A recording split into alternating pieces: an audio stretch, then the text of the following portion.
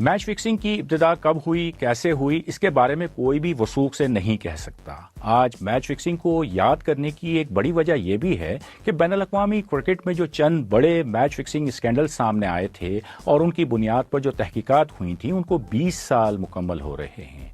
پاکستان، بھارت اور جنوبی افریقہ یہ وہ تین ممالک تھے جو سن 2000 میں براہ راست اس کی زد میں آئے تھے۔ ان ملکوں میں جو کمیشن بنے، تحقیقاتی کمیشن، ان کی رپورٹ سامنے آئیں، کئی کھلاڑیوں پر پابندیاں بھی لگیں۔ اگر ہم پاکستان کی بات کرتے ہیں تو پاکستان میں اس سے پہلے جسٹس اعجاز یوسف اور جسٹس فخر الدین جی ابراہیم پر مشتمل کمیٹیاں قائم ہوئیں، انہوں نے میچ فکسنگ سے متعلق کچھ انکوائریز کیں، ان کی رپورٹیں بھی سامنے آئیں، لیکن جو اصل جو بنیاد بنی پاکستان میں میچ فکسنگ اسکینڈل کی، وہ جسٹس قیوم کمیشن نے ایک روایت قائم کی جب حکومت پاکستان نے 1998 میں ایک نوٹیفیکیشن کے تحت جسٹس قیوم کو یہ ذمہ داری سونپی کہ وہ ملک میں جو کرکٹ کرپشن ہے اس کے بارے میں وہ تحقیقات کریں۔ عدالتی کمیشن قائم ہوا، اس کے سامنے پاکستان کے تقریباً تمام ہی کھلاڑی پیش ہوئے، میچ آفیشلز پیش ہوئے، اور ان کے جو بیانات تھے اور اس کے نتیجے میں جو چیزیں سامنے آئیں وہ بڑی سنسنی خیز تھیں، بڑے انکشافات ہوئے۔ پاکستان کرکٹ میں میچ فکسنگ کے خلاف جو سب سے پہلی آواز جو بلند ہوئی وہ وکٹ کیپر راشد لطیف کی تھی، جنہوں نے اپنے ساتھی کھلاڑیوں کو جو ان کی سرگرمیاں دیکھی تو ان کو اندازہ ہوا کہ کافی گڑبڑ ہے، اور انہوں نے نہ صرف پاکستان کرکٹ بورڈ کو اس بارے میں مطلع کیا بلکہ انہوں نے انٹرنیشنل کرکٹ سے ریٹائرمنٹ کا اعلان بھی کر دیا۔ 1995 میں ریٹائرمنٹ لی انٹرنیشنل کرکٹ سے، جو آپ کو پتا ہے ساؤتھ افریقہ میں میچ فکسنگ کے لحاظ سے۔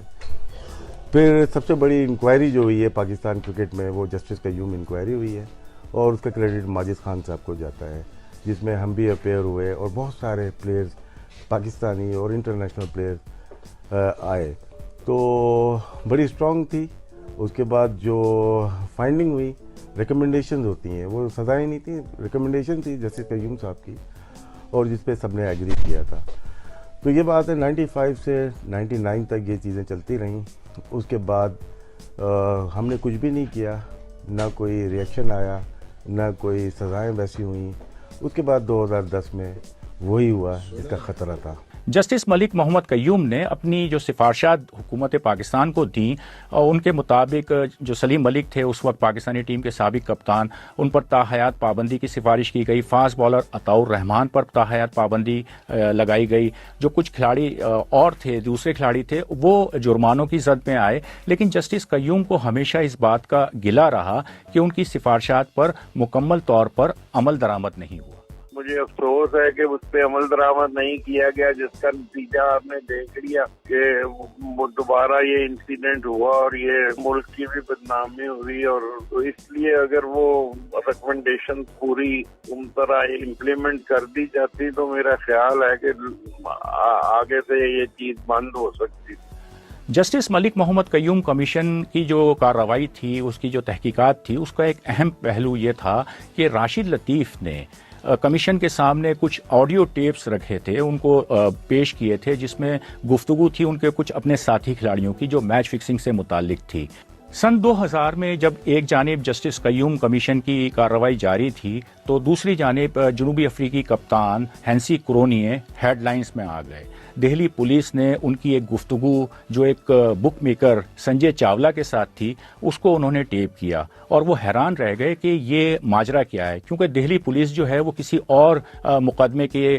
سلسلے میں جو ہے وہ تحقیقات کر رہی تھی، لیکن وہ جو گفتگو تھی سنجے چاولہ اور ہینسی کرونیے کی، وہ اس کے ہاتھ لگی، اور اس کی بنیاد پر اس نے باقاعدہ ہینسی کرونیے پر مقدمہ دائر کیا۔ ہینسی کرونیے کی کپتانی گئی، جنوبی افریقی کرکٹ بورڈ نے کمیشن بنایا جو کنگ کمیشن کے نام سے مشہور ہوا۔ ہینسی کرونیے نے چونکہ کنگ کمیشن کے سامنے جو انکشافات کیے تھے وہ بھارت سے جڑے ہوئے تھے، بھارت کے بک میکر کا نام تھا، تو پھر مزید جو تحقیقات ہوئیں اس میں کئی بھارتی کھلاڑیوں کے نام بھی شامل ہوئے۔ بھارت کے جو ادارہ ہے، تحقیقاتی ادارہ CBI، اس نے جب اپنی تحقیقات شروع کی اور جب نومبر 2000 میں اس کی رپورٹ سامنے آئی تو اس میں بھارتی کپتان اظہر الدین میچ فکسنگ میں ملوث پائے گئے۔ نہ صرف اظہر الدین پر پابندی لگی بلکہ منوج پربھاکر، اجے جڈیجا، اجے شرما، یہ جو بھارت کے 3 کھلاڑی تھے وہ بھی پابندی کی زد میں آئے۔ تو یہ 2000 کا جو سال تھا یہ کرکٹ کے لیے بڑا ہنگامہ خیز ثابت ہوا تھا۔